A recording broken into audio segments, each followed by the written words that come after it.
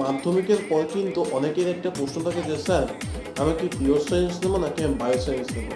দেখো তোমাদের স্টুডেন্ট আমি একটা কথাই বলবো যে তোমরা কিন্তু যারা সায়েন্সে ইন্টারেস্ট সায়েন্সের প্রতি ভালোবাসা আছে তারা কিন্তু মাধ্যমিকের পরে পরে 2-3 সপ্তাহ পর কিন্তু তোমরা একদম কোচিংয়ে ভর্তি হয়ে যাও এবং কোচিংয়ে ভর্তি হওয়ার পর যদি তুমি সায়েন্স কোচিংয়ে ভর্তি হওয়ার পর তুমি দেখো যে কয়েকদিন পড়াশোনা করে যে তুমি সায়েন্সে আগ্রহ পাচ্ছ কিনা বা সায়েন্সের যে লোড সেই লোডকে তুমি আদৌ নিতে পারছো কিনা।